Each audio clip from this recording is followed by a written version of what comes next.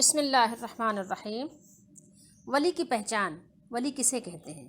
ٹھیک ہے، دیکھتے ہیں کہ حدیث شریف میں ولی کی پہچان کیا بتائی گئی ہے، کہ ہم ولی کو کیسے پہچانیں کہ کون ولی ہے۔ آئیے ہم پڑھتے ہیں کہاں سے؟ تبیان القرآن غلام رسول سعیدی صاحب کی سورہ یونس کی تفسیر میں۔ ٹھیک ہے، تو حدیث تو ہم وہاں سے وہاں سے لی ہے، انہوں نے سنن ابن ماجہ شریف سے۔ ٹھیک ہے، حدیث نمبر بھی بالکل صحیح ڈلا ہوا ہے، آپ وہاں سے اس حدیث کو دیکھ سکتے ہیں۔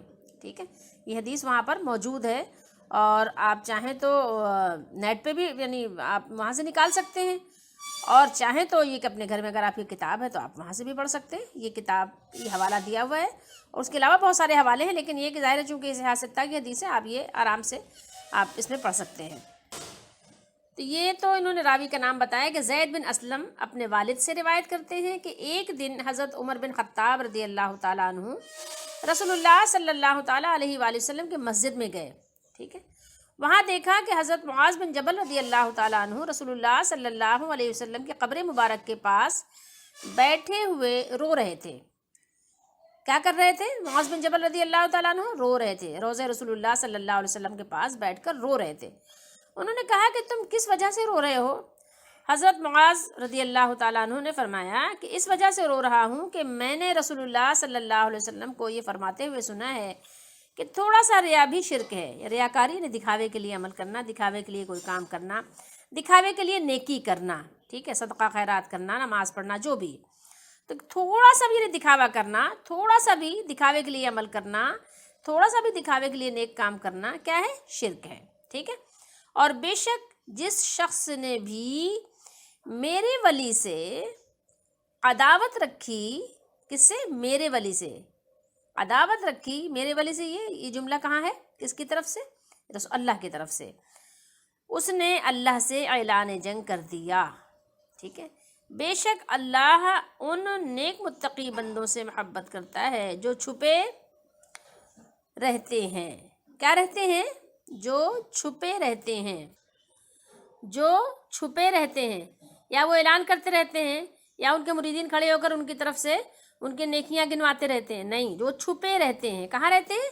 چھپے رہتے ہیں۔ اگر وہ غائب ہوں، اگر وہ محفل میں حاضر نہ ہو، غائب ہوں، تو کیا ہو؟ تو ان کو تلاش نہیں کیا جاتا، پوچھا نہیں جاتا کہ فلاں صاحب کیوں نہیں آئے، اللہ کی فلاں بندی کیوں نہیں آئی، فلاں بندہ کیوں نہیں آیا، پوچھا ہی نہیں جاتا کہ اگر وہ محفل میں حاضر نہ ہو، غائب ہوں کسی بھی محفل سے، تو کہاں رہتے ہیں؟ وہ غائب رہتے ہیں، تو ان کو تلاش نہیں کیا جاتا، کوئی پوچھتا ہی نہیں ہے کہ فلاں کیوں نہیں آیا۔ یعنی لوگوں کے نزدیک وہ اتنا غیر اہم ہوتا ہے کہ اس کو پوچھا ہی نہیں جاتا، اور اگر وہ حاضر ہوں تو، اگر وہ موجود ہوں تو ان کو بلایا ہی نہیں جاتا۔ اگر وہ محفل میں موجود ہیں، کھانا لگ گیا تو ان کی طرف کوئی جاتا ہی نہیں کہ ہاں بھائی آپ بھی آئیے، آپ بھی تناول فرمائیے، نہیں، ان کی طرف کوئی جاتا ہی نہیں، ان کو بلایا ہی نہیں جاتا، ان کی طرف کوئی التفات، کوئی رغبت نہیں کی جاتی، نہ پہچانا جاتا ہے، ان کو پہچانا بھی نہیں جاتا کہ یہ کون ہے کون نہیں ہے، بلکہ کیا ہوتا ہے اس کے ساتھ الٹا معاملہ ہوتا ہے۔ خیر، پہچاننا، ان کو پہچانا جاتا ہے۔ ان کے دل کیا ہیں؟ ہدایت کے چراغ ہیں۔ ان کے دل کیا ہیں؟ ہدایت کے چراغ ہیں۔ ان کے دل روشن ہیں۔ کس سے روشن ہیں؟ قرآن و حدیث کے نور سے روشن ہیں۔ وہ ہر غبار آلود اندھیروں سے نکل آتے ہیں۔ غبار آلود اندھیرے کون ہیں؟ ایک تو اندھیرا ہو اور پھر وہ غبار اڑ رہا ہو، ٹھیک ہے، غبار آلود ماحول ہو، ٹھیک ہے، تو کیا ہو؟ ماحول میں پولیوشن بہت ہو تو کیا ہوتا ہے کہ سانس نہیں آتی، گھٹن ہوتی ہے، لیکن وہ اس سے آزاد ہوتے ہیں۔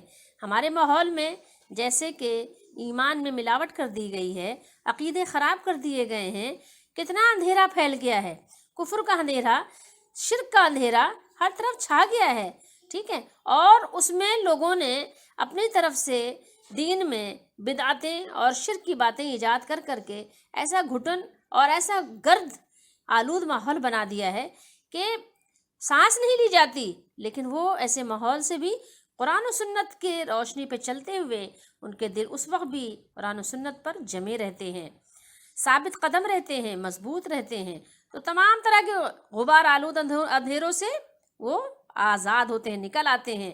ان کو کوئی اندھیرا ان کا دم گھٹنے نہیں دیتا۔ تو یہ کیا پہچان بتائی گئی ولیوں کی؟ یہ آپ پہچان دیکھیے، پڑھ لیجئے۔ آپ کے زمانے میں بھی کوئی ایسا ولی آپ کو نظر آتا ہے؟